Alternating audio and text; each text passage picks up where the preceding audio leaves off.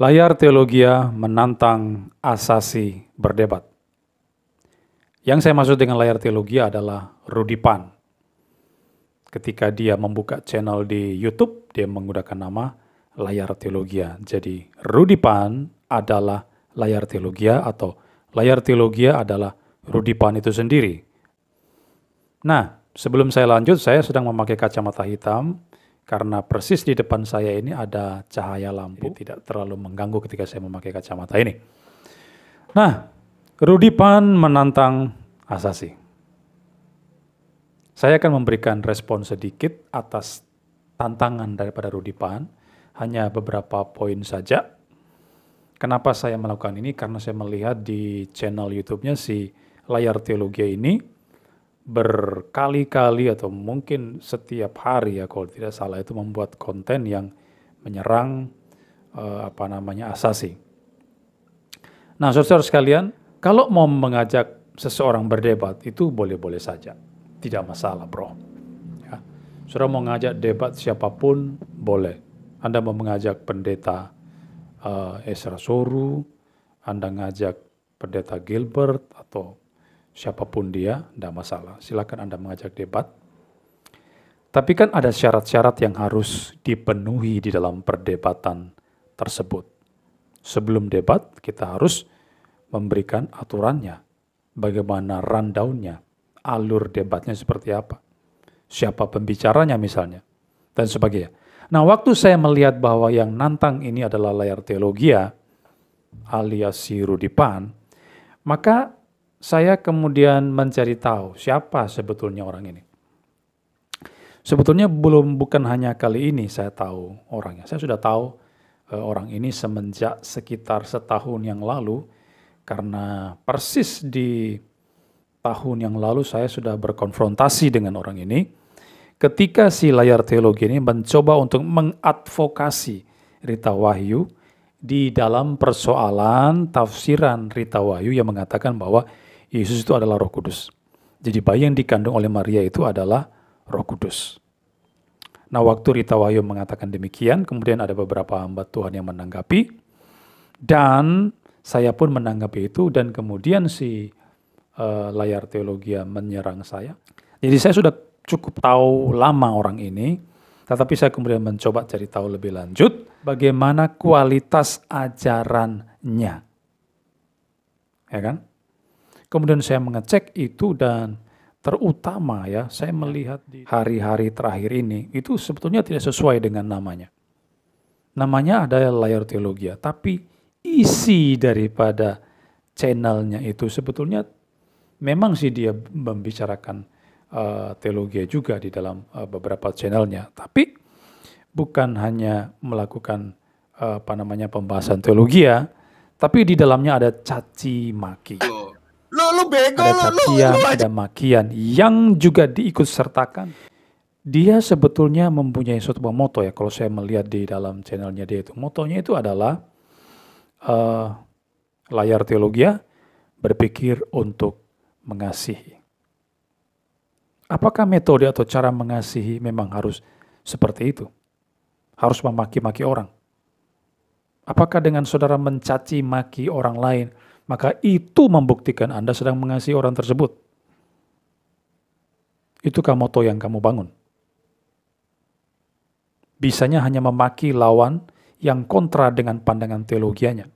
Saudara bisa melihat di dalam channelnya tersebut yang mengatakan bahwa Asasi itu adalah anak setan Kristen anjing, si iblis, yang mengatakan Deki dokter goblok, ya kan, nonton video tidak pakai otak, dan sebagainya.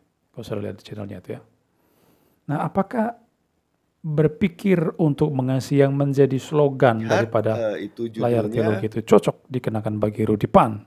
Anak setan, hobinya hanya caci maki. iblis. Bahkan kalau sudah melihat seperti saya katakan tadi dalam Facebook ya, ketika saya sedikit merespon tentang debatnya itu di Facebook, asosiasi si Rudy Pan Kristen anjing bahkan kemudian mencaci maki saya di sana, ya. Dia sampai menyinggung tentang alat kelamin, ya kan, dan tindakan asusila. yang ditujukan kepada saya. Saudara bisa melihatnya di sini ya.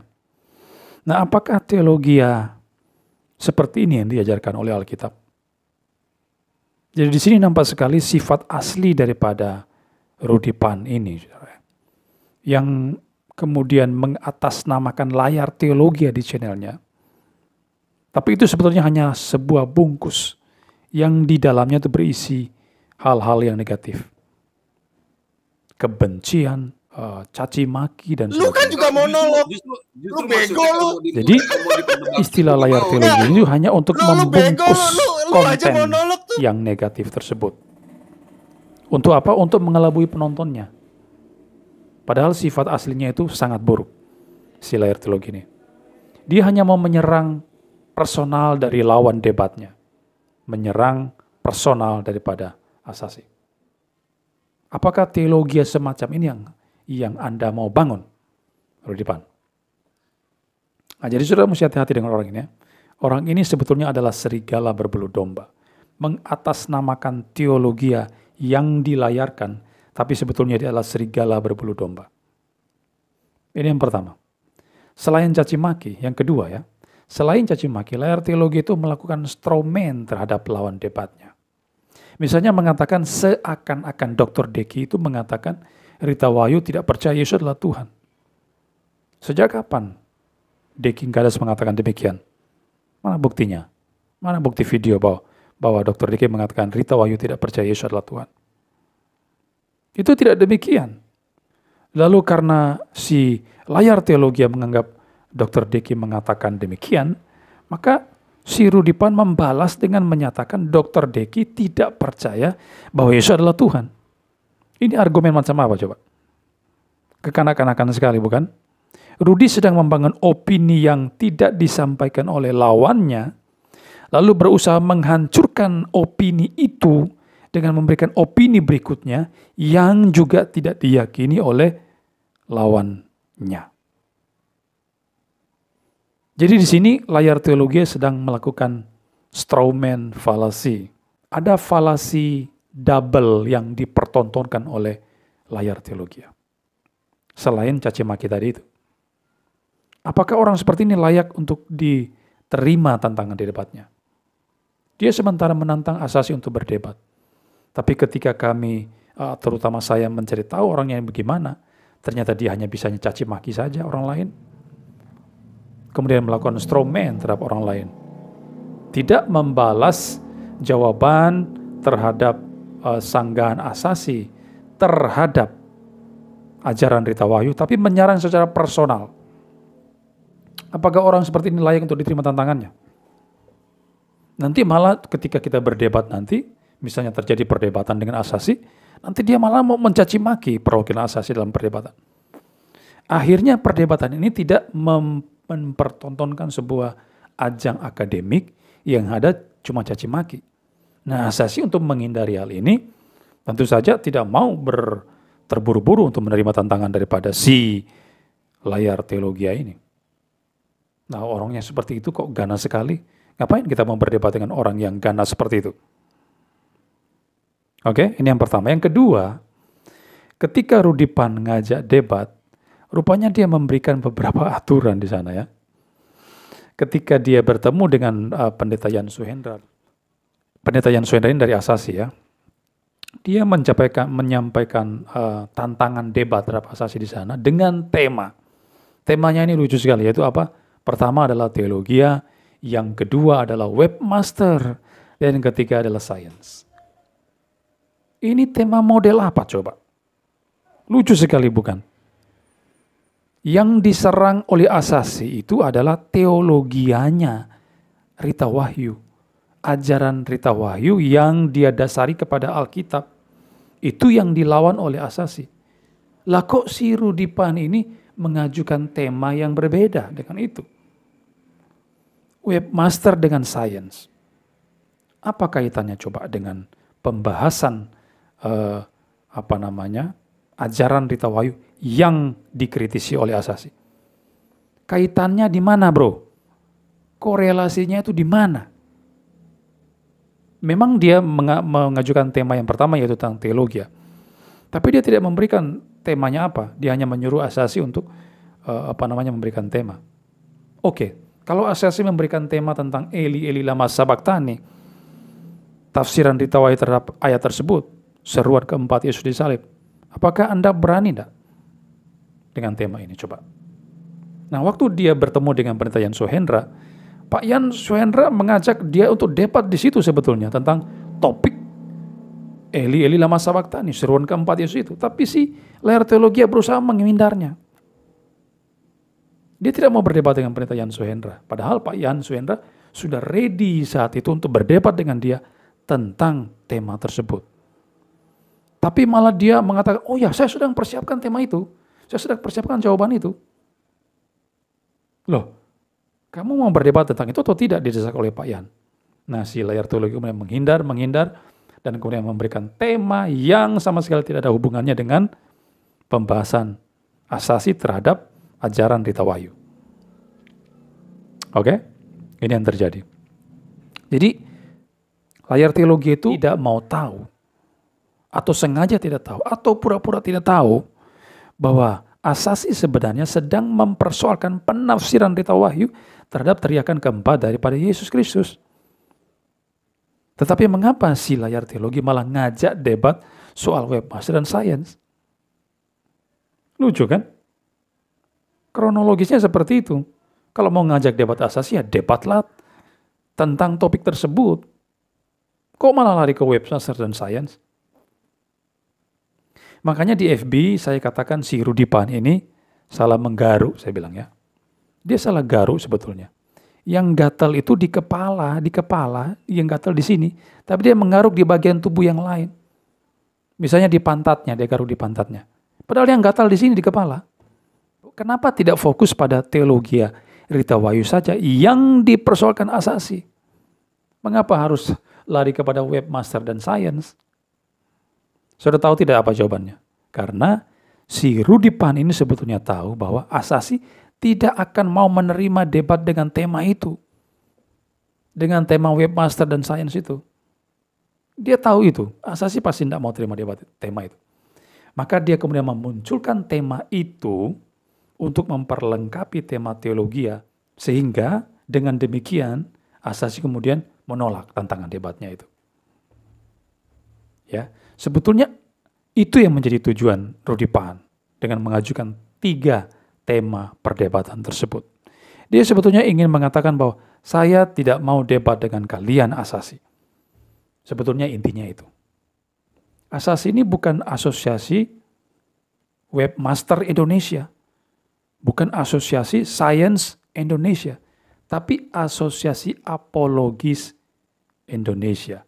Dan apologis yang dimaksud ini terkait dengan teologi, pembahasan teologi. Bukan terkait dengan webmaster dan sains. Maka kalau Anda mengajukan tema debat yang tidak sesuai dengan fokus Asasi, ya tentu saja Asasi tidak mau menerima itu. Jadi, sebetulnya Rudy Pan membuat tema itu, sekali lagi tujuannya supaya dia menghindari perdebatan dengan asas lain daripada tema teologi. Itu sebenarnya tujuan dia. Kemudian Rudy Pan katakan tim Asasi atau tim dari Dr. Deki itu tidak pernah menghubungi layar teologi.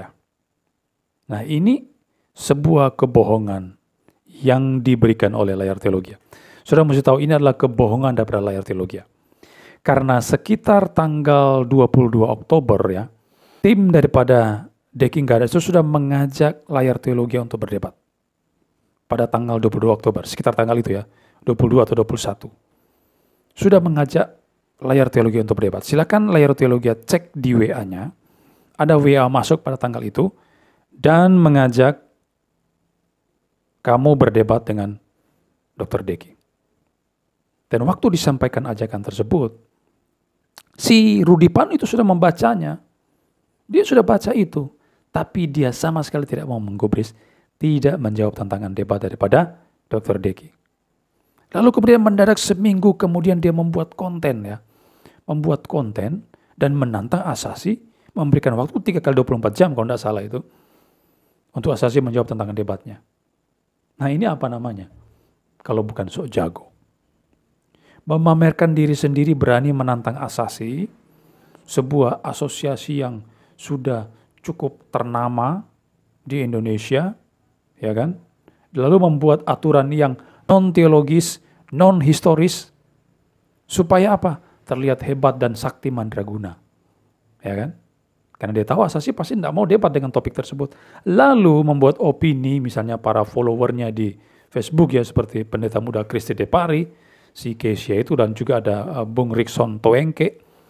Pak Rikson Toengke adalah teman saya di daerah saya. Dia rupanya juga follower daripada si Rudy Pan. Saya tahu mereka berdua ini, si Kesia dengan Rikson Toengke ini, memang sengaja mengikuti sepak terjang si Rudy Pan, karena mereka berdua sepaham dengan Rudy Pan, ya kan? Tidak suka dengan orang-orang asasi yang sudah mengkritisi ajaran mereka ya. Kalau Kesia itu ajaran Oneness, kemudian Pak Rikson Toengke itu ajarannya Ersus Sabdono, di mana Pak Rikson Toengke itu adalah pengikut setia daripada Ersus Sabdono di sana. Ya kan? Asasi sudah memborbardir semua teologi sesat mereka itu. Kemudian ketika layar teologi menantang asasi, wah ini kesempatan bagi mereka untuk mendukung layar teologi, sehingga Kesia dengan Pak Rikson Toengke mendukung layar teologi untuk melawan asasi. Nah, ini tujuan mereka sebetulnya sama ini. Orang-orang seperti ini ya. Dan orang-orang seperti Kesia dan Pak Rikson Toengke mengatakan, asasi nggak berani, sudah 3 kali 24 jam tapi nggak berani menjawab tantangan layar teologi. Padahal mereka nggak tahu bagaimana kronologisnya kan.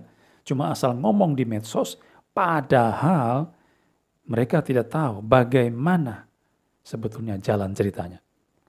Ya, terutama Pak Rikson Toengke ini saya lihat tuh menggebu-gebu sekali ya melawan asasi dengan reform, ya teologi reform. Sampai-sampai segala sesuatu yang pembahasan tertentu yang diangkat oleh asasi kemudian dihubungkan dengan reform. Semuanya dihubungkan dengan reform karena bencinya dengan orang-orang reform. Ya, Pak Rikson Toengke ini termasuk si Kesia ini ya. Ya, mereka orang-orang yang suka red herring, membahas topik A tapi disimpangkan menjadi topik B dan sebagainya. Nah, inilah mereka ya. Padahal mereka ini adalah orang pengecut. Layar teologi ini orang pengecut. Asasi, ya kan, tim daripada Pak Deki itu sudah menantang layar teologi untuk berdebat sejak sekitar tanggal 22 Oktober, tapi dia tidak berani menerima tantangan. Rudy Pan ini adalah pengecut dan memang tidak mau berdebat orangnya. Dan sekali lagi, apakah Rudy Pan atau layar teologi yang hanya bisa mencaci maki, hanya bisa strawman, hanya bisa berdosa, hanya bisa sok jago itu layak untuk duduk di dalam meja perdebatan akademik dengan asasi? Sama sekali tidak layak. Jadi layar teologi ini sama sekali tidak memenuhi standar di dalam perdebatan akademik. Karena kelakuan-kelakuannya seperti yang saya katakan tadi itu ya. Yang ketiga, yang terakhir tanggapan saya adalah, walaupun misalnya layar teologi itu tidak memenuhi syarat standar di dalam debat akademik seperti yang saya katakan tadi, asasi tetap akan meladeni perdebatan versus Rudy Pan. Dan asasi sudah siap untuk itu. Ya. Silakan bicarakan waktunya kapan dan kita akan debat. Asal ya. Jangan bawa-bawa webmaster dan science demi menutupi kebodohanmu di bidang teologi.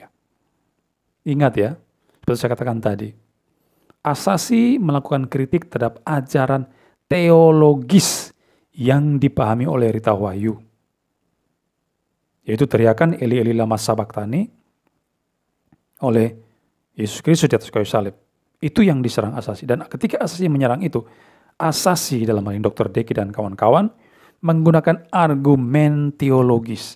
Ada banyak teks-teks suci yang dieksposisi di sana untuk menyangga posisi daripada Rita Wahyu. Silakan Anda, ya kan, debat untuk poin itu. Kamu kan membela RW, membela Rita Wahyu, maka silakan bela di dalam poin teologis tersebut. Jangan berusaha menutupi kepengecutanmu dengan lari kepada webmaster dan science. Ya. Jadi silakan tentukan waktunya, tanggal berapa perdebatan itu akan terjadi dengan topik Eli, Eli lama sabachthani, teriakan keempat daripada Tuhan Yesus di atas kayu salib.